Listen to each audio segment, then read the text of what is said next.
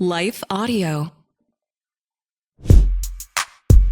Today on Talk About That, John flies on a private jet and gets ignored by young people.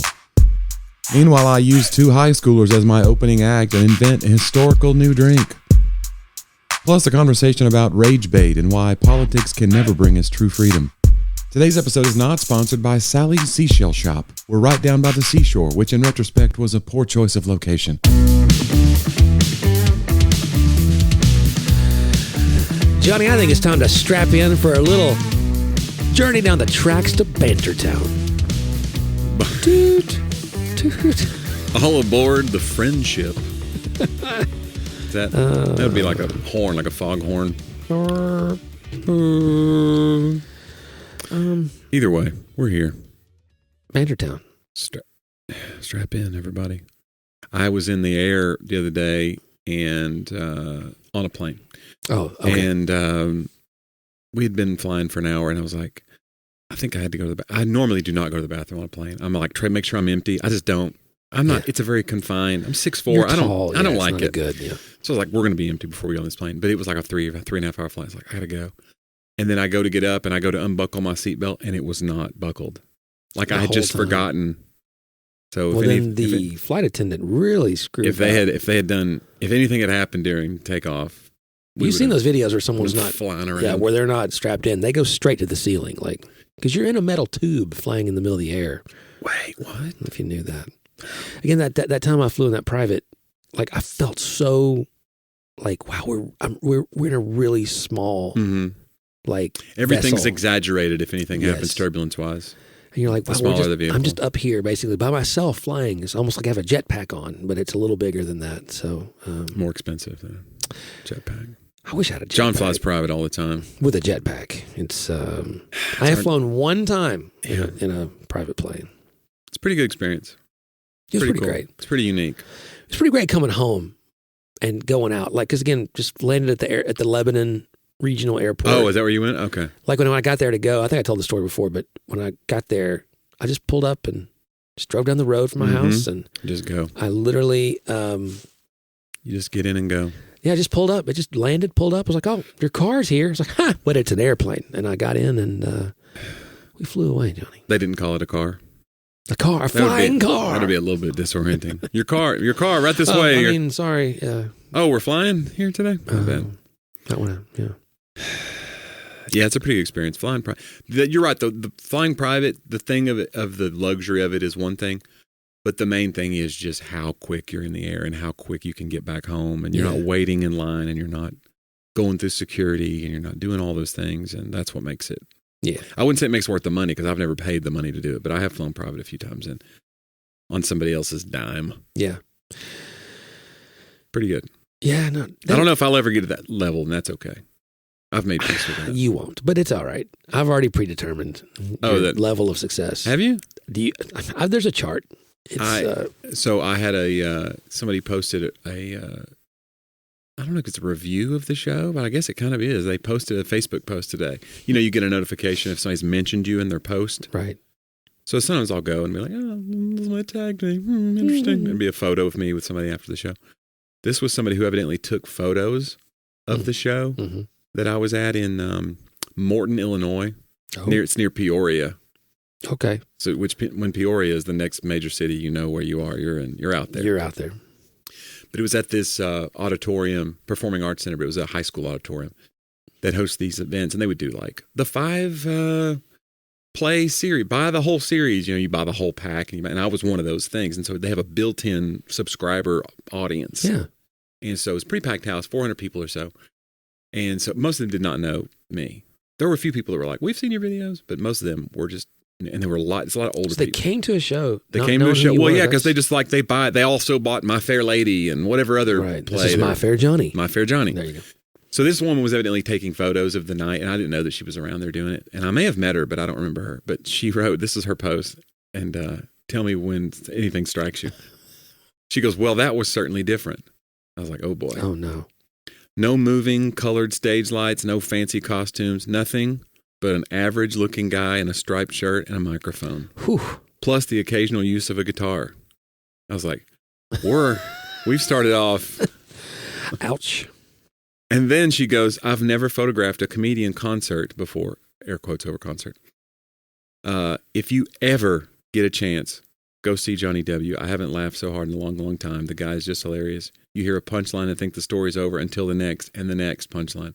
The laughter was virtually nonstop. So what kind of photos could I produce of a guy who barely moves on the stage? His faces, the many faces of Jonnie W. Enjoy.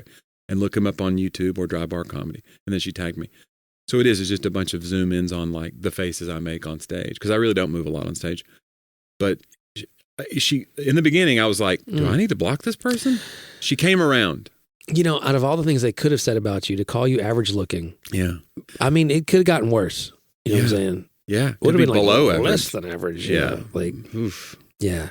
I think there was some in psychology, we would call some of those mixed strokes. I can't believe a guy this handsome could also be funny. It's almost not fair. That's what you hope for. Right. You're like, I just thought he was It's here. not even fair when the prom king is also hilarious. I thought he was walking a runway for a new designer, and turns out he's funny. Yeah. That's not what I got. No. What I got is I was completely underwhelmed by his appearance and stage presence. And then he won me over with the jokes. Yeah. Which I guess I can live with. I think that is sort of my life in a nutshell, is that what I want to do is something to win you over from all the other reasons you probably will not want to hear anything from me. I want to, like, in that moment, like, God, that guy, I was expecting, because when you're an old, white, bald dad, I can tell you that never before in my life have I felt more like in the presence of younger people. Now, not like the staff and stuff, if I have a connection, but if they don't know me, the assumption is so like, I don't know what they assume, but I can just tell they don't care anything that I have to say. Yeah. You know, usually. And that's okay. They're Which is just hard. they're waiting for you to finish so they can, they're like, all right, boomer, or whatever they. Yeah, I don't know what it is. So like the idea that I could be like, yeah, but then I dropped this just gold and it really won over the room. That's such a Enneagram 3 part for me. Like, I'm like, yeah, I'm gonna, you know, for an average looking dude, you that guy got a mind on him. You know, though ugly to look at, and I really didn't like his church, but you know what? When he got to speak, a couple things really spoke to me. I see now why. Yeah. But I don't get that. See, you got it. I don't ever get those posts. It was an interesting night, too, for a lot of reasons. So we booked it, and then they wanted me to do like 90 minutes, which is a lot for comedy. One guy talking for night. They go, we'll do an intermission. Can you do 90 minutes? They never booked a comedy concert. And I was like, well, honestly, 60 minutes is a lot to hear one guy talk. You do 90, you're really pushing it. Even with intermission, that's a lot. I know you want to get your money's worth. Yeah. I said, maybe I'll bring an opener. Well, then they booked opener. They were like, we brought in openers.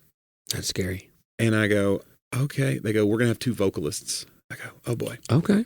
So I show up and not knowing what to expect. And it was 2 of their students at the high school who had won like runner-up in a contest for their grade. And they were going to sing like two tracks each. Michael Bublé songs and Frank Sinatra. And I was like, this is interesting. They were interesting choices. Yeah. So I met these kids and I was like, okay, I was so ready for like the not look you in the eye, awkward kids. And they were the most congenial, smart, sharp kids. Wow. And they were asking questions about my career, and I would ask them about themselves, and they were just like looking me in the eye, and I was just like, what is I go, you guys are blowing my minds. Wow. They were so nice, and they were in the band, and they were in the arts, and one of them is going to be a mathematician, or like in the engineering, he's really good at math, and I go, and then plays the mellophone in the band, and what songs are you going to do? And I go, man, you guys chose some really like these are big songs you're going to do. And one's a freshman, one's a senior, but the senior wasn't like hazing the freshman and acting like he was too cool for school like you would expect. They were nice to each other. He was nice to I was like, this is crazy. Yeah. So I tipped him. I gave him some money for opening and stuff, which that really shocked him. But they were so nice. So Caleb and Trevor, if you're listening, you've restored my faith in this upcoming generation. See, I often say I wish we would have pushed Sadie towards the band. Yeah. She's very musical. You know? I think that is true. I think that's part of what I was experiencing with them is like they've kind of had a lot of their tribe. They found their tribe, and like intellectualism is embraced in that tribe, and you have your own little silly inside jokes. But sports has that somewhat. It's okay to be awkward in that tribe. Yeah, you know what I'm saying? It's okay to, no. No, I was delighted by those two kids, and then their parents came back and wanted to take photos of them with me, and they were so sweet, and it was a cool experience. So I may start doing that if I go do some more of these theaters. I may be like, who can you give me that's like a local youth that can just do a song or something? Yeah, open for me, or somebody that wants to do stand up. Yeah, it was a dangerous game you're playing. It is a dangerous game. But it goes. These guys did good. It doesn't always go well. You're right. You get up and what you're basically saying is you found what you feel to be an anomaly. Yeah. And now you want to try to replicate that anomaly over and over again. You're right. You're right. I'm playing with fire over here. Replicated anomalies. That sounds like a book title. It does. Or a band. We are. Give it up for replicated anomalies. Rock and roll. I don't know. I don't know either. You know what you can't replicate? What's that, Johnny? Well, you can, I guess, because it happens all the time. But John, let's take a minute and hear from a few of our fine replicated sponsors.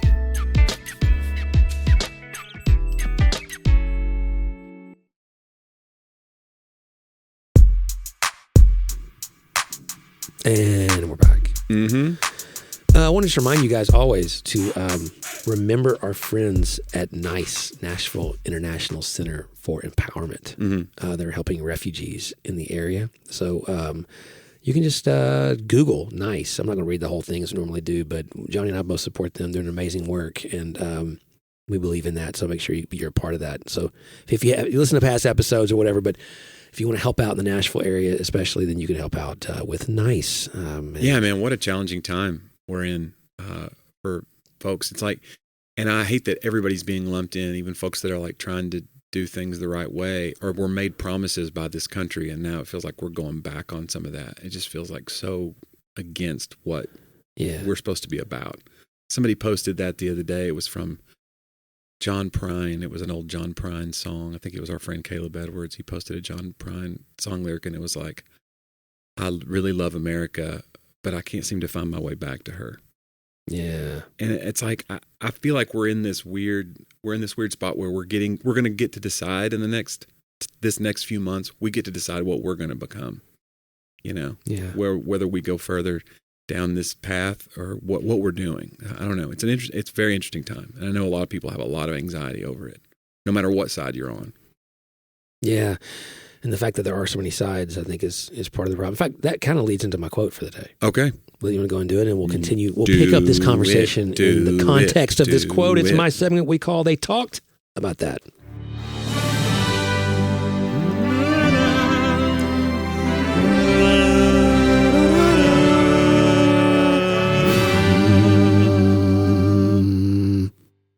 Close enough. Thomas Merton. Love Thomas Merton. The Mert, we called him. The old Mert. Old Mert, he said, this is from a book from 1985, actually. He said, hope of attaining true freedom by purely political means has become an insane delusion. Hope of attaining true freedom by purely political means has become an insane delusion. So, Thomas Merton is a monk, right? He's at a monastery up near Louisville. The Merton Monk Monastery. Merton Monastery. It's interesting because I think just the word political is so divisive. And I think that what's really hard about life is we've never been so navel-gazing as now, like looking at our own emotions. We talk about it all the time, like the therapy talk, the self-reflection, the self-improvement.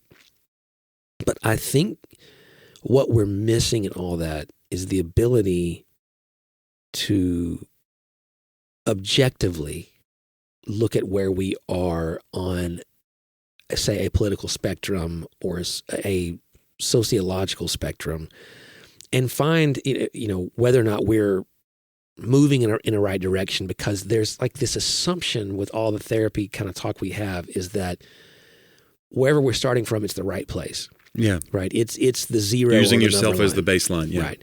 And so I forget where I read this the other day, but it was talking about only those who can really honestly evaluate themselves with the help of others can look at that painful truth. That's the only way to truly grow into an integrative type of existence.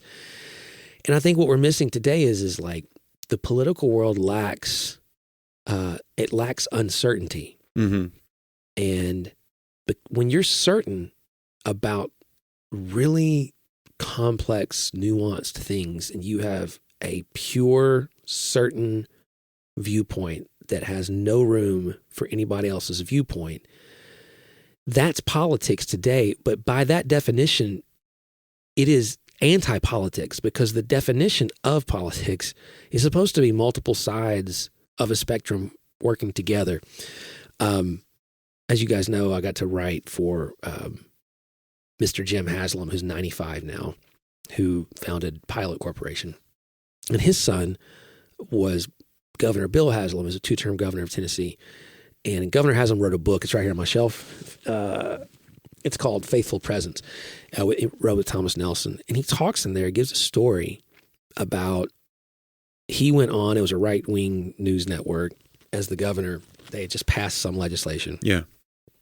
And they were like asking him, so how did you finally beat the libs and whatever? And if you've ever met Governor Haslam, that's what the whole book is about. He's a guy that wants to follow Jesus, and he believes that there is a way to be a Christian as you serve a common good in the public square. That's what that book's about, how to be a believer in the public square. And he was like, actually, no, I didn't beat anybody. We came together at a table and brought our sides. Yeah, and they kept going at him, trying to get that sort of bait. And he said, actually, we all compromised, gave something, lost something so that we could all win something. And that's kind of how the process is supposed to work. And they cut the interview. Yeah. Because they couldn't get... Yeah, like, we can't use this. This is not helpful. Like, they just, well, we're going to go now to Bob over and whatever. And it's so telling that we're addicted to the rage because we really believe we can have some sort of freedom by purely political means. And we don't know. That's the thing. We can't look at ourselves enough to know it, because we've been told that if anybody disagrees, then they're the enemy. We're literally using words today from like public offices, like vermin. And they're not just, we're describing immigrants, certainly. Invaders. Invaders. We're using words like, I'm quoting. I can go find these. I'm not making out. This is not some, garbage. Words like garbage. Words like scum. Words like animal. These are all dehumanizing terms. And the only way someone would entertain them is if you have to believe on a high level that they're true. Otherwise, if you're dealing with humans, and I can only speak to those who claim to follow Christ. If you're talking about other humans, then you have to deny the ways of Christ in order to use those terms. So the only way it works is you have to believe it. You have to be a true believer. It has to be your new religion. It has to be higher than... Right. It's a new belief system. Yeah. That says this is the way forward. Politics will find us our true freedom, like you said. Right. And if it has no tension with your faith, then I just would stop and say, I can have zero judgment. And that's the thing. This could be triggering for so many people hearing the words, because we have been conditioned to be triggered now. Yeah. We've been conditioned to that. Everything on your phone makes more money when you're upset. That's just, guys, that's straight up in the data. Getting you upset gets more money for the people. Even the old days of like radio, like I remember watching Howard Stern did a book called Private Parts about his stories, like his biography, and then he did a movie about it. And it was basically just stories from him being like on terrestrial radio before he went to Sirius. But like when he was on terrestrial radio, he was the #1 show. And he was so shy. He was the original shock jock. He was so offensive and whatever. Yeah. And they were doing the data, and they said it really laid the groundwork for what social media is now and what, Fox News, MSNBC, all of it. And they said, we've done the data, and his drive time show, the people that love him listen for an hour. And they go, okay. And they go, the people that hate him listen for 3 hours. Wow. That was the real data. Yeah. So they just listen to this guy so they could have more detail for their angry letters to the station or whatever. Yeah. And now that's evolved into what we have now. Yeah. He already saw it. I mean, this was 30 years ago, 40 years ago. Yeah. It's crazy. Well, I think we got to always, it's fascinating. And I think we have to always realize that, and I tell the church all the time, let's just simplify it down to a couple phrases. If you just really live your life trying to do justly, trying to love mercy, not just tolerate mercy, but loving the idea that people get mercy, and walking humbly with God, which other ways to say this would be you disadvantage yourself to the advantage of somebody else, and you leave your well-being to God's providence, sovereignty, care for you.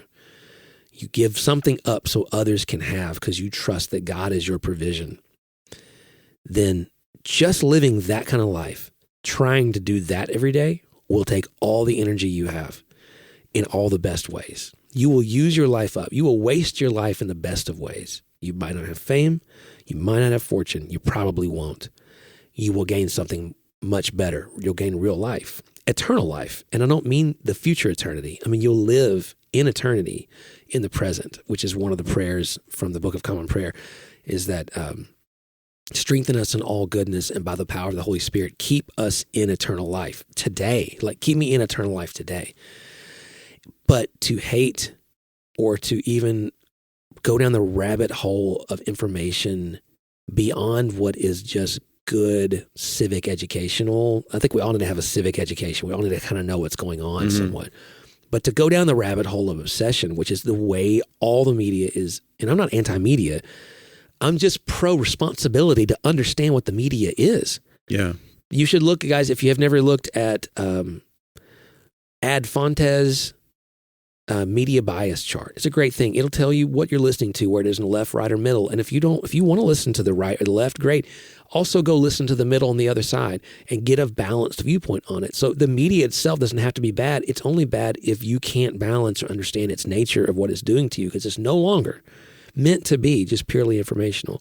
No, we have a more miserable and enraged population than ever, and it's because we have little propaganda machines in our pockets. Yeah. That are feeding us things. Yeah. And then occasionally selling us popcorn too, whatever else we want. You know? It's spiking your dopamine every time. It's spiking your cortisol when you get stressed. I mean, like, it's literally, we're riding a roller coaster of political rage. And I think back to Merton. There is no hope of attaining any true freedom through this. There has to be. And I've had this conversation with somebody today. It is offensive, but it must be the case. Like, our allegiance to Christ, there must not be a close second to that. Mm-hmm. It's the first commandment, right? Have no other gods. You can have other interests. You can have other things that you're even responsible for, or that you have some allegiance to, but they shouldn't be anywhere on the level of your one God. Yeah. The rest should pale in comparison, because, as the Psalms say, you alone make me dwell in safety. It's offensive. You alone. There's nothing else. There's not going to be money. There's not going to be a political figure. There's not going to be a policy, all those things. So if I'm going to engage in the civic process, as I should, as a believer, it's got to be almost like, again, it's civic responsibility, not spiritual allegiance. There has to be a difference between that. So, because hope of attaining true freedom by purely political means is an insane delusion. And that's what Merton said. I'm agreeing with him. Guys, that's my segment for today. That Merton, over at the Merton Monk Monastery. John, let's do some old jokes today. We call it Joke About That.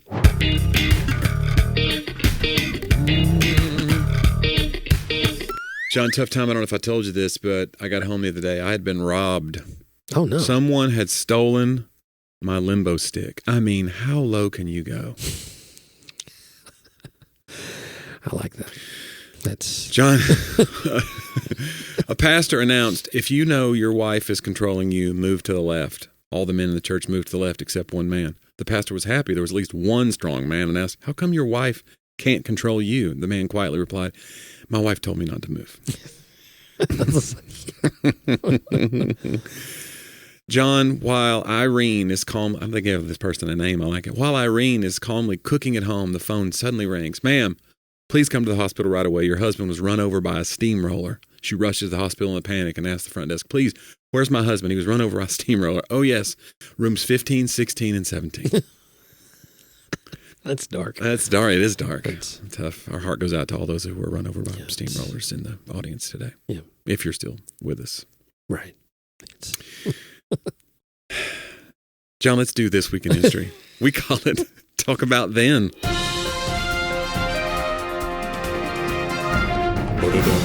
John, this week, 1952, The Today Show debuted on NBC. It's a long-running show. The first early morning show. Dave Garroway was today's first host, hosting until 1961. Still running, it is now the fifth longest-running U.S. television series. In 1953, to boost sagging ratings, the chimpanzee J. Fred Muggs was added to the cast. This was a thing they did a lot in shows in the 50s and 60s. It was like, we need to get a little kid who's the cute kid. We got to get a chimp on this show. We got to do some stuff. He was an instant hit, and it's estimated that Muggs earned the network over $100 million in advertising and merchandising. You know what they gave him? A couple of bananas. That's right. Muggs got $100 million. This is $100 million in the 50s. You know what? Which one of us is the chimp making all the money for That's what I was going to say. We need us a J. Edward Muggs. Yeah. J. Fred Muggs. Sorry, I didn't mean to besmirch. My bad. J. Fred. J. Edgar Muggs. That would have been too on the nose, right? Yeah, there's too many things here to say. Sheesh. Yeah. Anyway, J. Fred Muggs, he's probably not with us anymore, but I want to know what he would... Don't you miss the old days of using your first initial and your middle name? We need more of that. Yeah. It sounds very prestigious. You know, this is a quote from J. Carl Driver. That actually... Doesn't that sound pretty... That's not too bad. Dr. J. That guy sounds like he's got average looks. Yeah, but and probably average content, too. Wait. But he's...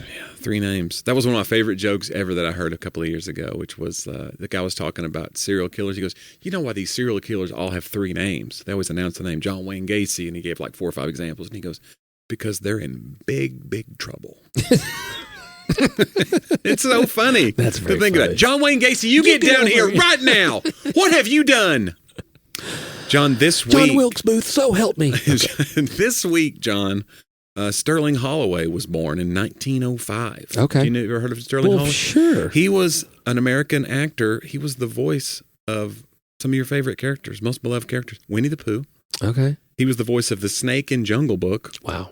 And the Cheshire Cat in Disney's Alice in Wonderland. Wow. I didn't know he did all those things. Yeah. Pretty I was a big diverse. Winnie the Pooh fan. Oh, yeah. He had that. Woo, he had that very... Yeah. I had 2 stuffed animals. One was a Winnie the Pooh. Of course. And the other was a Snoopy. And I still have the Snoopy at home. No way. My mom, found it. Did you pass it down to Sadie? Yeah. Yeah. It's with the rest of her stuffed... most of her stuffed animals are gone now, but we've kept... Well, she's 17. I know, but she has a couple. Girls keep stuffed animals. She has a few, but you don't understand. We had bins of stuffed animals. Oh, sure. She could make whole Disney parades out of stuffed animals, and did. So, the old Disney parade. None of those were Disney characters, but okay. Peanuts. Was Winnie the Pooh Disney? I don't think so. I don't think she used... Well, yeah, Snoopy. I don't know if he was in the parade. You're just lumping them in with all cartoons or Disney now. See what I'm saying? This is like Google with search engines. This is how it happens. Uh-huh. Yeah. Go Google that. All tissues are Kleenex. Actually, I meant Bing. I meant Ask Jeeves. John Benedict Arnold was born this week, 1741. He was an American general, traitor. He attempted to betray. You would hate to have that kind of legacy that like they can just put a comma and like your bio was like he was this guy traitor. He attempted. He's literally like when you think of somebody, you call somebody a Benedict Arnold if you mean traitor. He attempted to betray West Point to the British during the American Revolution. Before this, he was considered an American hero of the Revolution. Arnold helped capture the British garrison of Fort Ticonderoga. Hindered the British invasion of New York at the Battle of Lake Champlain, and played a crucial role in the surrender of the British General John Burgoyne's army at Saratoga. However, he began spying for the British and plotted to surrender West Point. When his plot was exposed, he began fighting for the British. I used to have an idea for a drink, and it was 1/3 tea, 1/3 lemonade, and 1/3 betrayal. And it was a Benedict Arnold Palmer. I never really... So there is a new documentary from Ken Burns about the American Revolution. I need to watch this. The Benedict Arnold stuff is fascinating because he really was... It's hard to explain... Like, he wasn't quite George Washington level fame, but he was probably the next. So it felt big when he was exposed as a He was a traitor. big deal. And he was a hero. But also, you don't realize quite the horrible conditions that the revolutionary soldiers went through. Also, the idea of traitor is so interesting to me because, like, as a loyalist, I look back and it would have been hard for me to be like, we're going against the British crown. You're British. You're being a traitor to start doing what you're doing. Revolutionary things have to betray something. And so it's like, Benjamin Franklin's own son was a loyalist to the British crown. So like, it really was a civil war as much as it was a revolution for them. So anyway. Seinfeld used to have a bit about that, about people who are cheaters in their relationships. And then some people cheat on the people that they were cheating with. He goes, it's like you're robbing a bank. And then you turn to the guy next to you and go, now give me everything you have that you were robbing the bank with. Yeah. Benedict Arnold. Anyway, John, the first Super Bowl this week, 1967. What do you know about the first Super Bowl? I did not know some of this stuff. It kind of blew my mind. I know nothing. Do you remember the teams? No. What? Just guess. Colts? No. Okay. Packers? Okay. They beat the AFL's Kansas City Chiefs 35-10 in Los Angeles. The first AFL NFL World Championship game was actually called the Super Bowl until later. So it was almost like World War I. Yeah. You didn't call it World War Mega I. Bowl. You just said, I don't know what you said. You said the NFL World Right. Championship. It'd be really dark to call the war you're in World War I. Yeah. Right. It remains the only Super Bowl simulcast by two television networks. NBC had the rights to nationally televise AFL games, and CBS had the rights to broadcast NFL games, so both networks were allowed to televise the game. This is the part why it makes the list. Both CBS and NBC erased the tapes of the game to save costs, a common practice at the time. You're kidding. In 2011, a tape of the first half and most of the second half was found. In 2016, after exhaustive searching of their archives, the NFL had located individual recordings of each play and stitched them together to form a complete game. Wow. So we just lost this to history until very recently. Wow. And it's kind of hodgepodge together by other angles and tapes to even get a full game. Unbelievable. And now the Super Bowl is like the biggest thing in the world. Even people that don't watch football watch the Super Bowl. Yeah. But back then they were like, erase it. It's not it's probably not going to take. Yeah. Wow. John, finally, this week. This is why I hoard things, by the way. Honey, if you're listening. It's like every man has a box of cables. Yeah. Because you're like, what if they bring back the red, white, yellow cable? That's my Super Bowl one. It is. You know what I'm saying? Who knows if you might need it someday. Yeah. Okay. Don't get rid of that cable, my friend. That's right. I've done it, and you regret it immediately. You will find a use for that cable or that adapter, that dongle, whatever it is. John, this week, 1992, U.S. Vice President Dan Quayle stated, George Bush will lead us out of this recovery. He had a way with words, that man. He did. He was probably above average looking. That would not even make the feed today. No. Yeah. Yeah, that's like today. No, it's like crazy. We could put the president in a fighter jet dropping poop on people. Yeah, tweeted by the White House, and that doesn't barely makes. Yeah, it's like 8 hours of the news cycle, and then we move on to the next thing. Oh, Dan Quayle! I mean, today he might be a king. You know what I'm saying? If this was his time, teach that guy to spell potato, and we're off to the races. He put an E on it, right? He put an E on it. Again, isn't there an E if you plural? Or is it? I'm not sure potatoes has an E. Ooh. Potatoes has an E. We all make fun of him, but could you really spell potato? Mm-hmm. I think I have a good idea. Yes, I can. You're an idiot. It's P, right? It's the P. P. Give me started. Anyway. Language of Dan Quayle. That's interesting. That was an interesting election, too, because that was where the recession had hit. Yeah. Because he was coming off the first Gulf War, which was 100 days. Yeah. Decisive victory. And then it was like he had a 90% approval rating. George Bush Sr. And then we hit an economic recession. Yeah. And then he lost to Clinton. And so this was Dan Quayle trying to do some like damage control and somehow botched it. Yeah. That's, Man. That was a real Hi, I'm Brad moment. If you listen to past episodes. That was for you, Dane, if you're listening.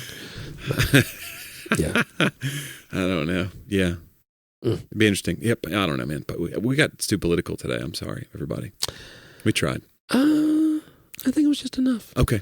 Yeah. John thinks it was just enough. It was just enough. That's fine. Yeah. Our hearts do go out to all those men in the world that are suffering in our country right now and around the world. I mean, I hope we're all about the work of trying to help. And yeah, I'm glad we talked about a few things. Hey, we want you to enjoy the show. We're not trying to take you down the dark path, but we also don't want to. The dark path now? We also don't want you to think that we are not aware of what's happening in the world. So there's a balance there, Johnny. Too aware. Yeah. Painfully aware. A lot happening. Hey, you guys should go check out Johnny W's show, though. Man, when's the tour start? February 12th is the first date. It's coming up. 24 spring dates, 24 fall dates. And we're coming to a city near you, I guarantee it. Yeah. So go to my website, johnnyw.com, and check it out. Go to talkaboutthatpodcast.com if you want to find our archived episodes. 400 almost. Yeah. We've been kicking around the idea of the live show. I think we're going to make it out. I don't think. We'll wait till 500 probably. No. Oh, okay. It's a good number. Never mind. Well, we're going to do it. 400. Because we may not be 500. You're being very presumptive. Quit? That's 2 more years. Hey. No, it's not. Yeah, it's 52 That's weeks. True, 52 a year. It's not quite 2, but it's close enough. You really think You think we're going to be friends in 2 years? You better keep it between the lines, my friend. You better hold it together.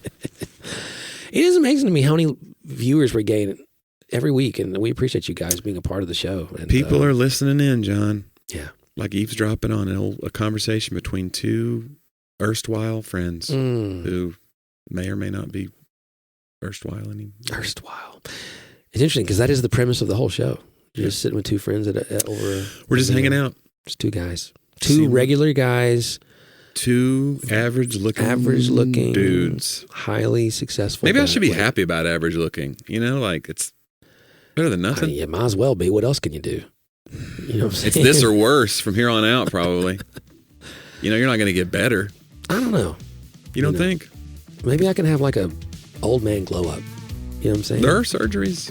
Yeah. I'll give you a card. That's going to be what it takes. I'll give you a card. So that's going to be what it takes. Hey guys, thanks for the time you gave us this week. It was a lot of fun. Let's do it again next week. You're on. Talk about that.